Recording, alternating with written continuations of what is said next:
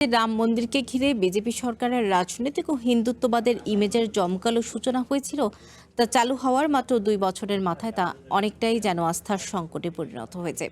পুণ্যার্থীদের crore crore rupee লোপাট এবং তা ধামাচাপা দিতে ট্রাস্টের গোপন তৎপরতায় তোলপাড় পুরো ভারত। নৈতিক দায় নিয়ে শীর্ষ কর্মকর্তাদের পদত্যাগে এই কেলেঙ্কারি এখন রূপ নিয়েছে তীব্র রাজনৈতিক ও সামাজিক সংঘাতে। জমকালো উদ্বোধনের মাত্র 2 বছর, এরই মধ্যে বড় ধরনের আর্থিক জালিয়াতির খবরের শিরোনামে অযোধ্যার রাম মন্দির। ভারতীয় গণমাধ্যম বলছে মন্দিরের দানবাক্স থেকে প্রায় 7 থেকে 7.5 কোটি রুপি গায়েব হয়েছে। সিসিটিভি ফুটেজে রুপি সরানোর দৃশ্য ধরা পড়ার পর সামনে আসে এই বিশাল জালিয়াতির ঘটনা। উত্তরপ্রদেশ সরকারের বিশেষ তদন্ত কমিটি ইতিমধ্যেই 8 কর্মচারীকে গ্রেপ্তার করেছে, যারা সরাসরি অর্থ গণনার দায়িত্বে ছিলেন। সংবাদ মাধ্যম এনডিটিভি জানায়, মন্দিরে যোগ দেওয়ার পর মাত্র কয়েক বছরেই বদলে যায় অভিযুক্তদের জীবন। পুণ্যার্থীদের অর্থ হাতিয়ে নিয়ে তারা রাতারাতি বিপুল জমি, স্বর্ণালঙ্কার ও অর্থবিত্তের মালিক বনে যান। অনুদানের অর্থ হাতিয়ে নিয়ে এভাবেই বিলাসবহুল জীবন গড়েছিলেন 8 অভিযুক্ত। ভবিষ্যৎ হোক নিরাপদ, বিনিয়োগ হোক বিশ্বস্ত, আর আমার পছন্দ সল্ট বে। ওয়েলকাম টু সল্ট বে।